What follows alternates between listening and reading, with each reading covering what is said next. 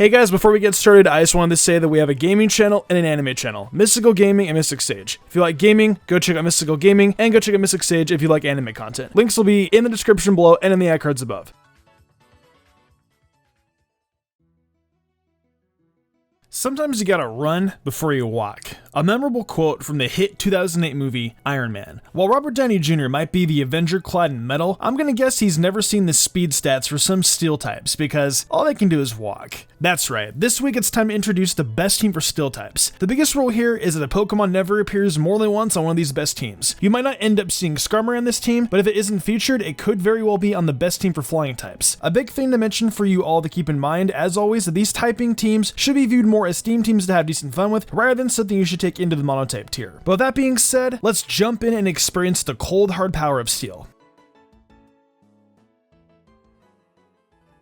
Opening things up is one of a few different options I had for a Mega Pokemon, Mega Mawile. There are actually 6 total Pokemon that can Mega Evolve, one of which has already been featured in Metagross. Mega Mawile felt like the most interesting choice for me to go with, as a few of the others feel like they could be really interesting choices for future teams. Mega Mawile has got the incredible ability Huge Power, which goes and doubles its already good attack stat, and this made things all more simple for me when it came to choosing it as a Steel-type Mega. Also, with that incredible Steel Fairy typing, it is only weak to Fire and Ground types. There are quite a few good moves this Pokemon can get that will cover for its weaknesses, as well as give it some firepower to crack back at all opposing Pokemon in general. With Mega Mawile having Huge Power for an ability, it becomes pretty clear that it's going to be an offensive powerhouse, already starting off with a base 105 attack stat. The big reason I went with Mega Mawile over Mega Lucario, even though they both hit hard, was thanks to the great Fairy typing, which covered enough of Steel's weaknesses and worked well up Steel covering up on its own. However, even with a 125 base defense, I know Mawile needs work adding in bulk, so I put 252 EVs into HP and attack, and also added in the Adamant nature for obvious reasons. Mawile's HP gets just above 300 after the boost, and its attack heads to 678 after being doubled from 339 thanks to Huge Power. Now, if you really are that concerned with Mega Mawile's speed, you can use Smogon spread of 92 in HP, 252 in attack, and 164 in speed. But I think Mawile will still be outspeed quite often, so I don't really think it's worth it to do that. So I would just stick with maxing out the HP and attack. So with the bulk now there, thanks to the HP boost, Mawile is ready to head into battle as an incredibly strong sweep candidate. Mega Mawile's moveset is pretty standard for the sort of Pokemon it is, starting with Play Rough and continuing with Iron Head, Sucker Punch, and a choice between Ice Fang and Rock Tomb. Play Rough is the most obvious move to get Mega Mawile, seeing as it is the only physical fairy move in the game throughout Generation 7. Its base power is 90, but will of course go up thanks to Stab to 135, and that's a pretty nice strength even if it only has 90% accuracy. It's also got a 10% chance to lower the opponent's attack, which can play dividends if Mawile is forced to take on a Ground-type Pokemon, which is the only typing that is weak to that it doesn't have a check for. Next is Iron Head, which is definitely Mawile's next best option in battle, and if you ask some people, it may be the best move on this set in general. Iron Head is also Stab, so its base power will go up to 120, and with 100% accuracy and a 30% chance to flinch, I can definitely understand why someone would say it's an even better move than Play Rough. With a couple of moves opening the set like that, it should become even more clear to any doubters of Mega Mawile that it is very deserving of being the Mega on this team. However, if you need more convincing, look no further than Sucker Punch. Even though its base power is only 70, the importance of Sucker Punch is more so for priority and knocking off a Pokemon than anything else. Mawile isn't exactly speedy, only working with a 136 speed stat, so having a priority move that can finish off the opponent is very important. First, we have a move that is up to you guys to choose, between Rock Tomb and Ice Fang. Both of these moves cover against the 2 weaknesses that Mawile has. The choice is up to you on which you believe will be more helpful. Rock Tomb is 60 base power and 90% accuracy, but it will guarantee lowering your opponent's speed by a stage, and handles the fire types that hope to cut Mawile down to size. You will probably run into more special attacking fire types in battle, and Mawile isn't anywhere near as special defensive as it is physically, so that's something you could take into consideration. As for Ice Fang, it's going to stop the ground types you come across with its 65 base power, and a 10% chance to flinch, freeze, or possibly both. Ground typing is definitely more often than not physical, with a move like Earthquake being one of Mawile's biggest problems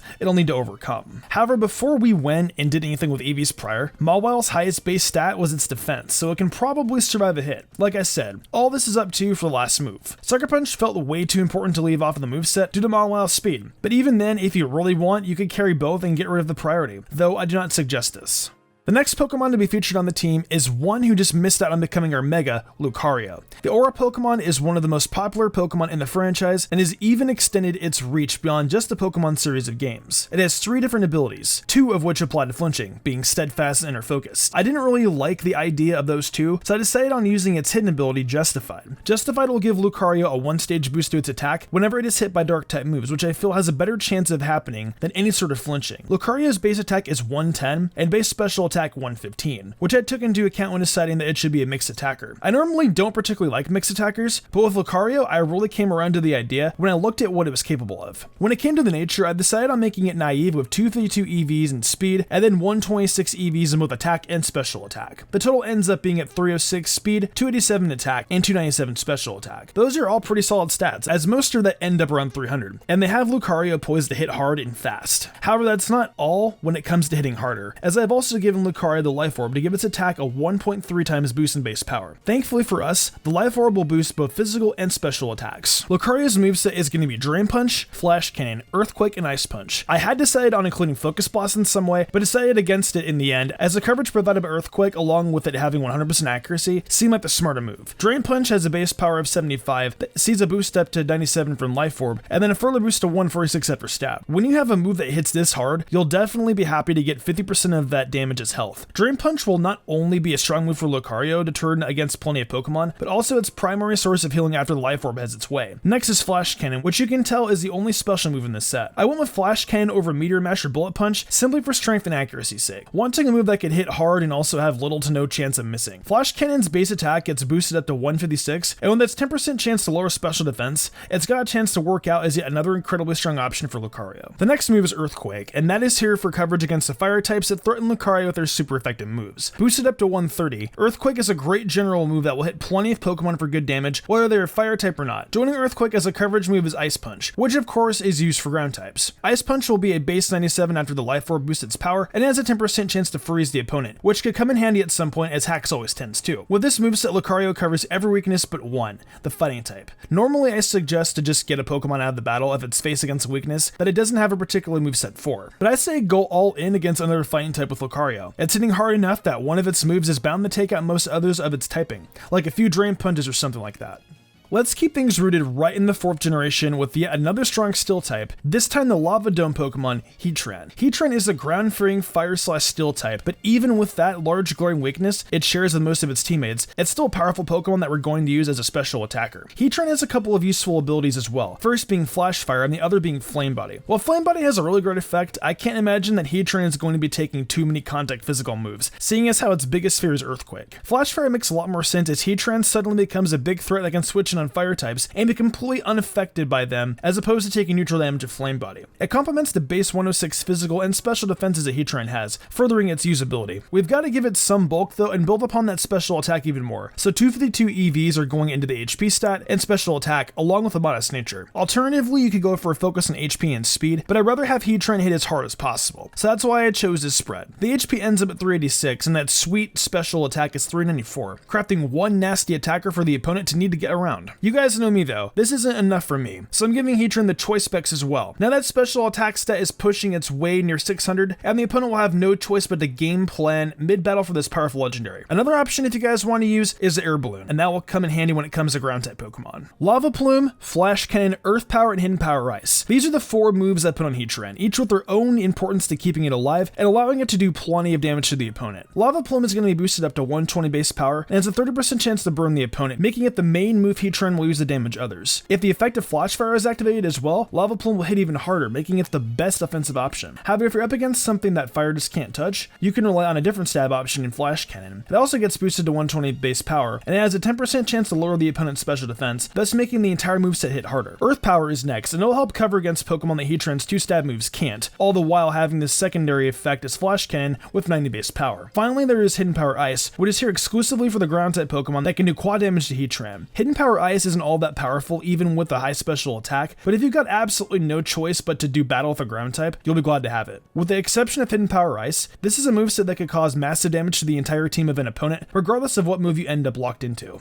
Time to continue on with the team, this time bringing out one of the Univa's best, Excadrill. If Clay's Excadrill is any indication, then you guys should probably understand why I'd want to feature it on this team. When it comes to the few ground type and steel type Pokemon out there, Excadrill stands above them all as an absolute threat that could belong on more best teams than just this one. It has a fantastic ability in Mold Breaker, which allows it to hit moves regardless of the opposing Pokemon's ability, such as hitting Wheezing with Earthquake despite having Levitate. Its other 2 abilities, Sand Rush and Sand Force, are pretty good too, but seeing as how we're not running a Sandstorm here, it made more sense to take advantage of Mold Breaker. Excadrill has some pretty decent natural bulk with 110 base HP, but its big headlining stat is definitely that attack. It's rare for a non-pseudo, non-legendary, or non-mega Pokemon to have an attack stat that gets all the way up to 135 without a major hit to every other stat, but Excadrill fits that billing. When all it needs is a high attack and speed stat to be useful, it's got that covered. And I've got you covered with 232 EVs in the speed and attack along with a jolly nature. Excadrill now has a respectable 302 speed and a powerful 369 attack, all ready to try and take on the opponent's entire team. Though I've got to say, I think we can do even better. Much like with Heatran and this choice specs, I'm giving Excadrill the choice band. Suddenly, that 369 attack is going to be up to 553, and the threat posed by Excadrill turns into an even more dangerous one. Another threatening item that you could put on Excadrill is a choice scarf. That also works. The raw power of Excadrill will be put on display with Earthquake, Iron Head, Rock Slide, and Poison Jab. Earthquake is the most obvious move for Excadrill in this entire set. A boosted base 150 power move that takes advantage of every last bit of that sky-high attack stat, eliminating other steel types and any other fire types that try to duke it out with this mole. It's also going to be a good move to lean on if you're in against any water types, fighting types, and other ground types, as the sheer power of the move will make it viable against either of them, regardless of their ability to deal super effective damage against Excadrill. Iron Head is next, and it's got a boosted 120 base power that still carries that sweet 30% chance to flinch the opponent. It's another good option when facing ground and fighting types, as it could very well bail you out with the flinch that leads you to 2-hitting the opponent. With a couple strong moves like those, the other two are for general coverage. Rock Slide is another option against fire types, and will take out the flying types that avoid Earthquake. If you're up against a Zapdos, you'll be glad that you have Rock Slide. It's also got a 30% chance to flinch the opponent, just like Iron Head. Only difference here being its accuracy and power just aren't that great. It's a purely circumstantial move, much like Poison Jab. Poison Jab will give you a 30% chance to poison the opponent, which can come in handy under certain conditions, and it offers another 100% accuracy move with decent power to use if you're perhaps preserving PP. Plus, those grass types that do neutral damage will not enjoy a super effective Poison Jab. I can guarantee it. Regardless of what you do with Excadrill, the first two moves should certainly carry you throughout a battle. We're chugging right along with a Steel-type best team, but I think we should perhaps slow things down a bit. The next one, a highlight of Kalos and the original Sword and Shield Pokemon, is going to be taking full advantage of slow speeds. Aegislash is the next Pokemon on this team, and I'd have been hard-pressed to even dream of making this team without it. Its defenses are both base 150, classifying it as the wall for this team. Funny enough, it actually outspeeds Mega Mawile, having 60 base speed as well. We're definitely needing to add on to Aegislash's HP bulk though, as that's not as high as you'd want it to be with defenses like these. For what I believe is the first time thus so far in the best team series, other than for typings, I'm going to be giving this Pokemon the Sass Nature, and then add in 252 EVs HP and special defense. With those conditions, Aegislash's HP becomes a bit better at 324, and its special defense leaps up to 438. The Sass Nature will bring its speed down even more though, capping that at 112. I'm sure you guys already know, but things change when Aegislash changes into its blade form via stance change, so its defenses won't stay the way they do after it attacks, but we'll go back to it if you use King Shield. Aegislash will be working with Gyro Ball, Shadow Sneak, Toxic, and King Shield. The very first move, Gyro Ball, is going to be Aegislash's primary method of dealing some damage. I didn't mention it earlier, but the item it's holding is Iron Ball, which will cut its speed in half and lower it all the way down to 66. This abysmal speed stat will add into the effect of Gyro Ball, causing it to hit pretty hard on stab, and possible super effective damage is added into it. On screen now, you'll see the equation for Gyro Ball and how to calculate the damage it will do. Gyro Ball hits harder the slower the user is in the target, so if you're up against an Articuno, expect to one-hit it without even breaking a sweat. However, against a Pokemon like Golem, you're probably going to hurt it a bit, but more than likely not take it out due to the fact that it also has poor speed just like Aegislash. The move is of the boom or bust variety, so I made sure to include another option. Shadow Sneak is going to be boosted to 60 base power, and will usually go first thanks to priority. You can use it to deal some damage after almost taking out a Pokemon after using Gyro Ball. Or in tandem with the next move, Toxic, you've got tremendous defenses with its shield form, and you could easily take advantage of them to stall out your opponent with good Toxic, followed by King Shield, which will act as both protect and a way to get back into that shield form if you'd attacked the turn prior. Aegislash is pretty great in that you can both go on the offense with it, or just use it as the way a lot of people think it's intended to be used, as a toxic stall wall. Either way, Aegislash should be able to come in at any point in the battle and act as a viable check for many popular Pokemon. Another option, other than Shadow Sneak, is also Shadow Ball, so keep that in mind as well. Shadow Ball can definitely work as well. We've made it this far without heading to Alola, but that's all about the change. The final Pokemon is going to be the Ultra Beast, Kartana. It hates the fire typing more than anything, but that's why we've got Heatran on the team. Assuming you don't have to worry about the fire type much if at all, Kartana definitely becomes the nuclear bomb Pokemon of the team, poised to hit harder than anything else. It is outlined with the third highest base attack in all the first 7 generations of Pokemon, only behind Mega Heracross and Mega Mewtwo X. That attack stat is an absolutely unbelievable 181, and it's paired with a fantastic 130 131 base defense and 109 base speed. Its special stats are absolutely horrible, and its HP isn't all that great either. But that's completely okay because we're not even worried about bulk with this beast. Kartana is going to be getting the very obvious 232 EVs in this speed and attack and get paired with a Jolly nature. I wanted to make sure its odds of outspeeding most other Pokemon were at max, so I decided against the potential of pushing its attack above 500. With an attack stat of 461 and speed at 348, Kartana is without a doubt set up to crush the entirety of the other team. Don't forget about Beast Boost either, because its attack will go up with every Pokemon it knocks out. As long as you don't have to battle with the fire type, Kartana is borderline unstoppable. Kartana's moveset is crit central, opening with Leaf Blade, Night Slash, and Psycho Cut. The fourth move, which isn't all about crits, is Sacred Sword. Now, you might be wondering why I went with